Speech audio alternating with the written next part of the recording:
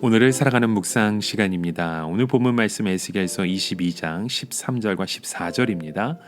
너의 불의를 행하여 이를 얻는 일과 내 가운데 피 흘린 이를 인하여 내가 손뼉을 쳤나니 내가 내게 보응하는 날에 내 마음이 견디겠느냐 내 손이 힘이 있겠느냐 나 여호와가 말하였으니 이룰지라.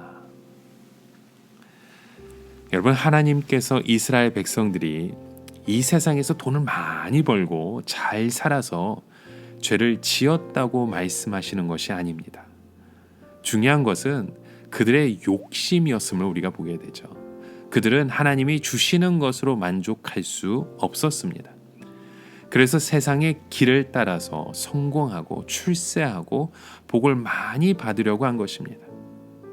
하나님은 예루살렘 사람들이 불의를 행하고 돈을 번 것과 피를 흘린 것 때문에 손뼉을 쳤다고 지금 말씀합니다. 물론 이들이 돈을 번 것은 고의로 악하게 한 것은 아니었습니다. 그러나 그들은 너무 비정했던 것이죠. 하나님의 백성들은 너무 마음이 강팍해서는 안 됩니다. 물론 예루살렘 사람들이 한 것이 법적으로 모두 정당했을 것입니다.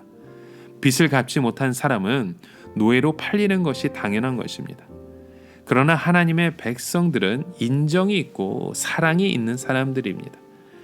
그러기에 가난한 사람들이 좀 봐달라고 하면 못 이긴 채 하고 좀 봐주기도 하고 큰 소리 칠 때는 큰 소리를 치더라도 뒤로는 좀 도와주기도 해야 하는 것입니다. 룻기에 보면 모압 여인 룻이 베들레헴으로 와서 보리 이삭을 주울 때 보아스는 일하는 사람들에게 몰래 이삭을 버려서 룻이 많이 춥게 하라고 했습니다. 겉으로는 무섭고 딱딱하게 서 있는 것 같더라도 봐주기도 하고 불쌍히도 여기게 하는 것이 하나님의 백성들이 해야 하는 것입니다.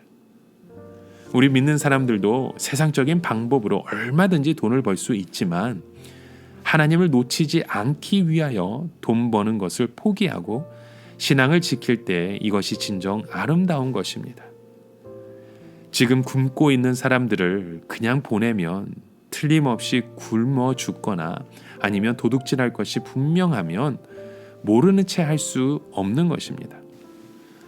그래서 하나님의 백성들은 언제나 약한 자에 대하여 모질 수가 없습니다. 언제나 좀 어리숙해야 하고 언제나 좀 손해를 봐야 하는 것입니다.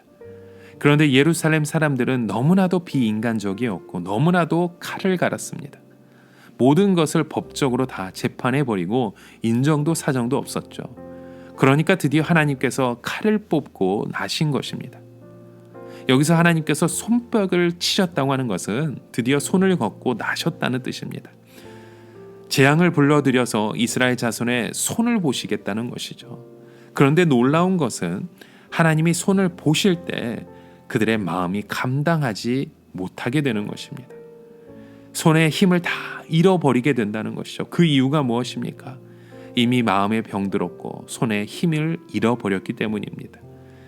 진정한 하나님의 백성들은 어떤 경우에도 절망하지 않습니다. 오히려 손에 더 힘을 얻습니다. 그러나 세상적인 것에 취해 있을 때에는 우리의 마음도 비참해지고 우리의 손도 약해져 버립니다. 아무 대책도 없고 할 수도 없게 되는 것입니다. 여러분, 하나님께서 이렇게 예루살렘을 불태우시고 그들의 손뼉을 치시는 이유가 무엇입니까?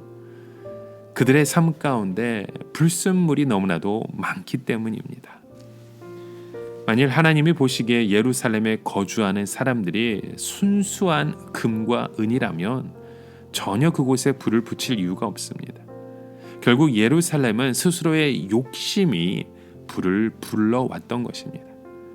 오늘 저희가 알아야 될 것은 바로 이것입니다. 우리가 신앙생활을 온전히 이루어가기 위해서는 이것저것 섞여 있으면 안 됩니다. 그러면 결국 하나님께서 정금 같은 신앙으로 만드시기 위해서 불로 연단하시게 됩니다. 육안으로 보아도 100% 순금일 때는 하나님이 굳이 돈을 들어가면서 풀무불에 넣어야 할 이유가 없는 것입니다. 여러분, 하나님께서 불순물이 섞여 있는 신앙은 아무리 화려하게 보여도 분노하시는 것을 봅니다. 하나님은 양이 적어도 순수한 것을 원하십니다. 오늘 우리의 삶 가운데, 우리의 마음 가운데 하나님이 원하시는 것이 무엇인지 여러분 다시 한번 생각해 보십시오. 하나님께서 원하시는 것은 무너진 성을 쌓고 무너진 곳에 서서 하나님이 심판하지 못하도록 막을 수 있는 그 한 사람을 찾고 계시는 것입니다. 예루살렘의 무너진 성이 어디였습니까? 바로 말씀이 무너졌고 기도가 무너졌고 예배가 무너졌던 것입니다. 그래서 하나님의 말씀 그대로 전해서 다시 성을 쌓고 다시 예배를 회복하는 자가 있으면 이 재앙을 막을 수 있었는데 그 사람이 없었다는 것입니다.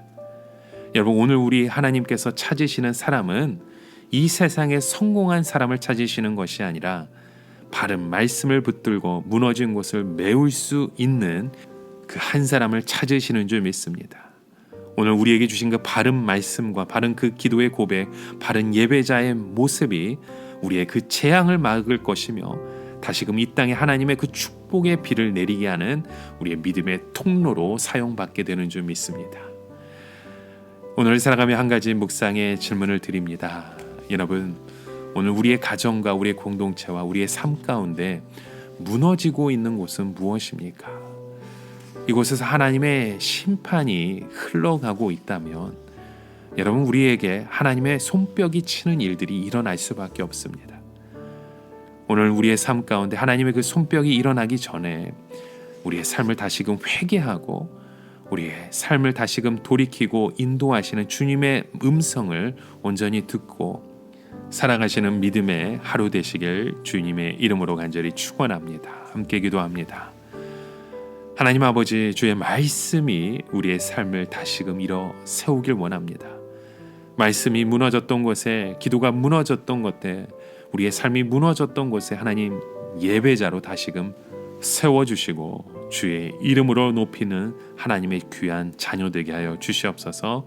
이런 믿음의 고백들을 통해 하나님이 찾으시는 한 영혼을 바라볼 수 있는 믿음의 권속들 되게 하여 주시옵소서.